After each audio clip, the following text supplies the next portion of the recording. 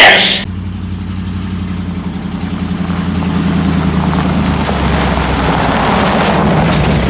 Welcome back to Random Rod Shop, folks. Well, we're going to get after it, and if you're interested in what the problem was, stick around after we get this thing together.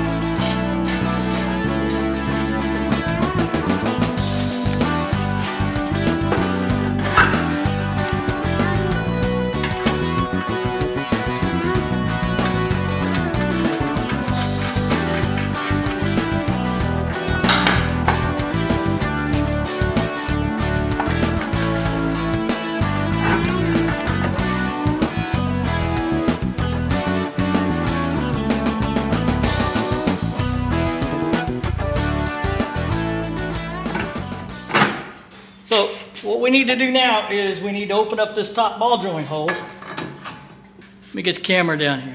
See, the ball joint isn't going all the way down in there. And the reason is that that hole isn't big enough. So we're going to drill that hole out to the diameter of the threaded end of the ball joint. And then we'll ream it out a little bit. Not much. Let me get that drilled out.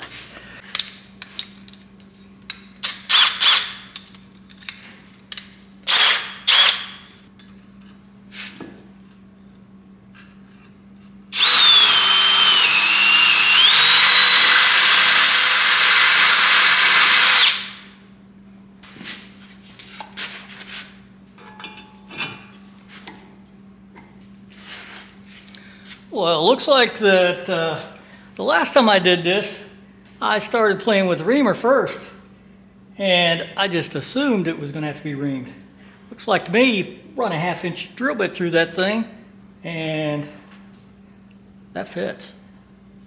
Happy about that.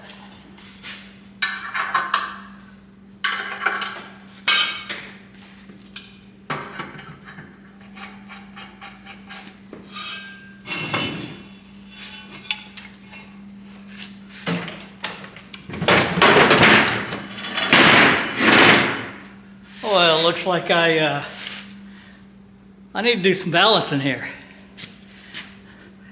Let me get back with you. That's better.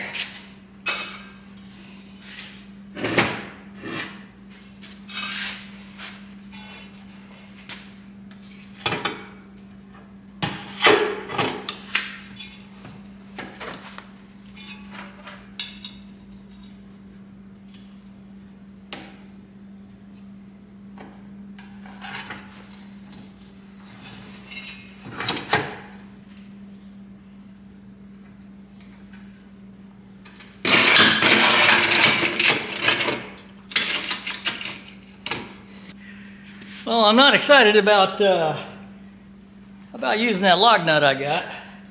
I'll just have to find another one, but I don't have another metric nut that's the size of that lower ball joint. So let me get a wrench and an Allen wrench, and let me get that bottom ball joint on this side tightened up so everything is snugged up. Then we'll see what we can do about setting the alignment. Okay. I think I got this thing leveled. Let me show you. So across that way.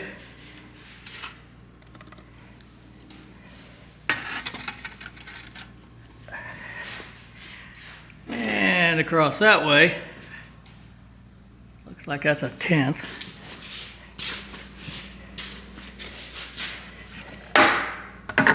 And on his back one, given that the grease certs are a standard size, I'm going to lay it right on top of that ridge where the grease cert is.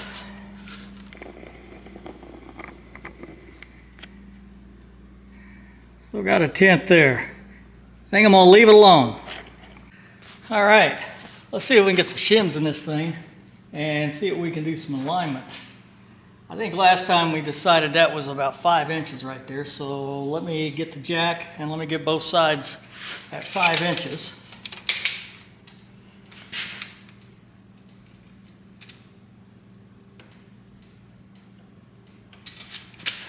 I'm gonna go get the other side. All right, so that's just a guess till we get it underneath the truck and we get the springs. I got the 2-inch lowering springs. Pretty red ones. You know, I don't know if they've got a different steel in this, but you compare this to the factory and it looks like they just cut a coil. Diameter of the wire is the same, number of coils. Not so sure they just didn't chop off a coil. We'll see. All right, so I probably need to get a square on this and get the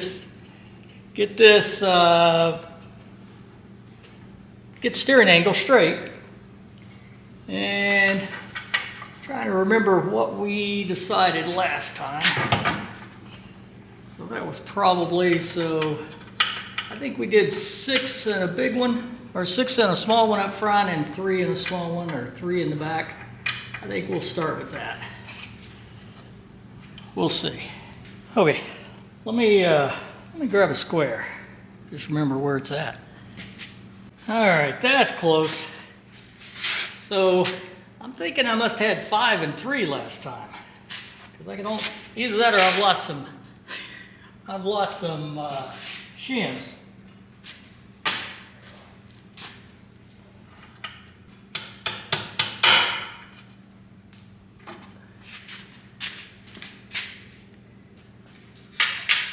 Let me get a wrench.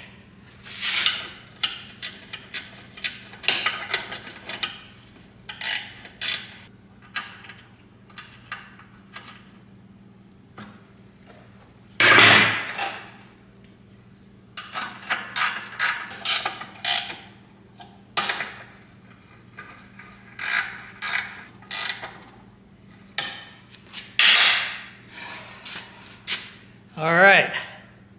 Well, everything's snug down. We've got the what we think is right hive. Let's see what we got.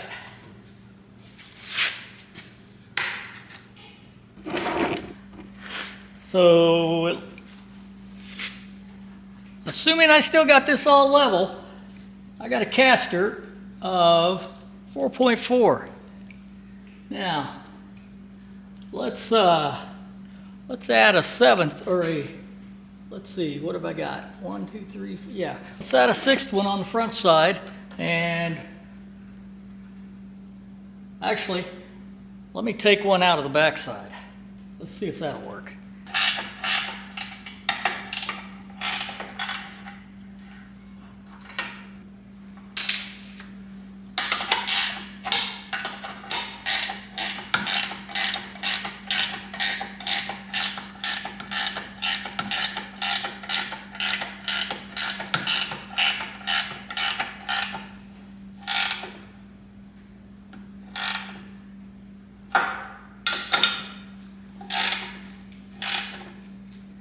Okay. Well, let's see what the camber is on this thing. I don't want to get too carried away with camber.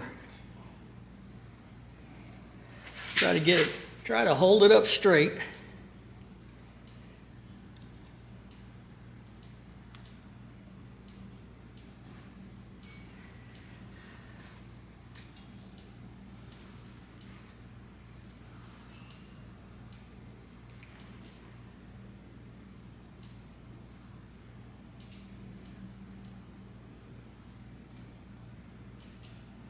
Well, that's half degree. I think I can live with that. Let's go put the same shims in on the other side and let's see what we got on the other side. And I probably ought to say these. I'm just saying there's two sides. I cleaned these up and put a caliper on them. I suspect that there's more than one size of these big ones. There's in an alignment shop. And I don't know if they still do, but used to be a whole board of different size shims. So don't get sidetracked if I'm just saying big and little.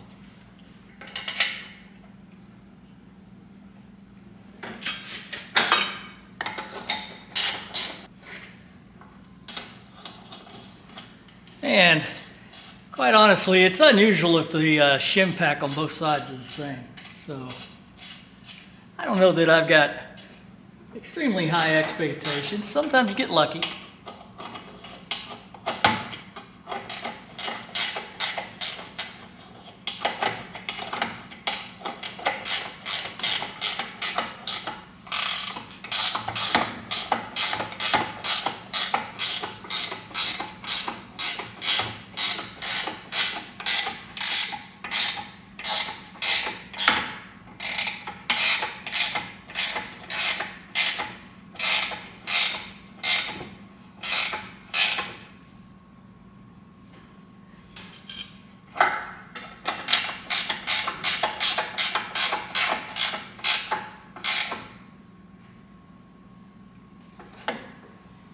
What do we get?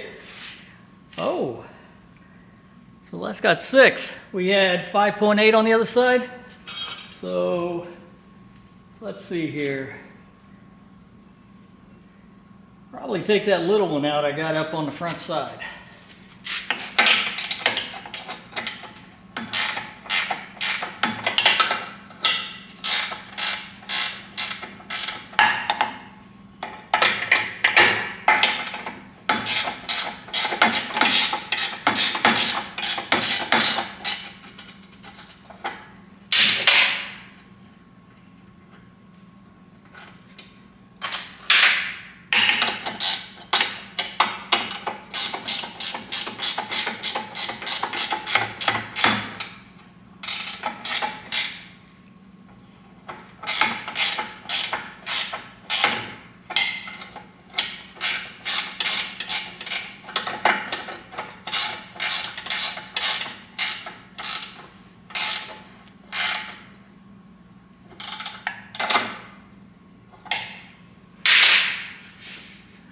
Okay, Let's see what the camera is.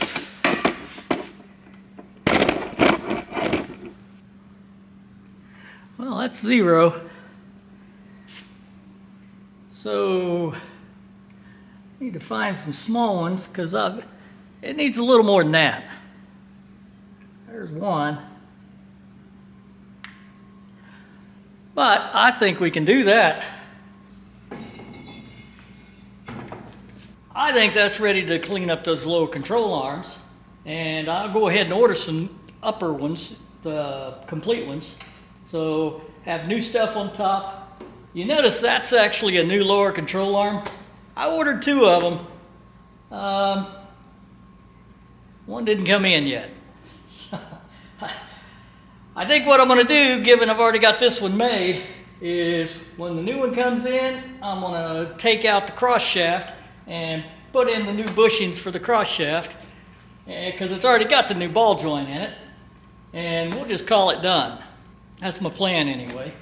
So it should be about ready to go underneath the pickup. I think I still got to open up this tie rod hole, but that's not a big deal. Just ream it out a little, shove it in, ream it out until it fits. Okay, so those of you who stuck around, you're interested to find out what the problem was from the last video. The last video was kind of short. It was a whole weekend's worth of work, and I didn't come up with any conclusion. So, slept on it, came out this week, and started really studying. So first thing I did was to hang the A-arm. So this is a 1/2 ton A-arm. These are both 3/4 1 ton A-arms, right? The ones I've been working on. The reason I did that is it appeared when I had that thing on the jig last weekend that the offset, it just confused me. I just couldn't figure out what was going on with the offset. Well, the reality of it is and I don't have I don't know what I don't know if the 3/4 tons ever migrated to rubber bushings. If they did, throw it in the comments, let me know, because I thought they were metal, but I don't know. What I do know is when they went to rubber bushings, they changed the position of the alignment hole to the center line. So on the steel bushing shafts, it's about 4 15/16 plus or minus a 16th from the center of that hole to the center of this shaft. On that rubber bushing, the distance from that hole to the center of the shaft, I made some notes, is 4 5/16. So there is roughly, you got, 5/8. So there's 5/8 difference, give or take. And the other thing they did, the offset on the rubber bushings is a 1/2 inch to the rear. So the ball joint is a 1/2 inch to the rear of the truck from the center line of this. This one, plus or minus an 1/8, it's hard to, with my setup, it was hard to get down that close. It looks like it's about an 1/8 of an inch forward. If you know the specifics of that and you disagree, that's okay. But somewhere around centered is what I would say the steel bushing A-arms are. So I suspect that if I could get exact measurements, I suspect the center line of that ball joint is in the same position whether you have steel bushings or you have rubber bushings, because they monkey with the distance of where that pin is. In the case of the rubber bushings, they just push the ball joint back. If this is 4 7/8 to the center line and the rubber bushing is 4 5/16, that 1/2 inch, 8/16, 5 sets, 13/16, 7/8, That's pretty much the same thing. So the ball joint, I believe, is in the same location, whether you have the rubber bushing A-arm or you have the steel bushing A-arm. That was a huge learning for me. Caused my brain to get all discombobulated last weekend. Anyway, clear mind, come out, actually take some measurements of this thing. Once I knew what I was working with, it works out pretty good. I've got, on these, there is about, as near as I can measure it, I've got 3/16 forward, right? So the ball joint is 3/16 of an inch forward of the center line. And you saw the cambers. I'm happy with those. I know some people want 7, 8, 9, 10, and that's fine. In the end, if you set the jig up, there shouldn't be any issue getting whatever camber you want. I'm happy with this camber. So we're going to put it together, clean it all up, and see if we can get this thing in the truck. Given the 67 isn't going to be running, very soon, and even though it would be more work, I'm really curious how this is going to run and drive, and that whole thing. So I am wondering. I'm thinking really hard about putting this in my 71. My 71 is a 5-lug, but that's neither here nor there. I'd like to get this in the truck and drive it and see what it was like. I don't think there's any issue.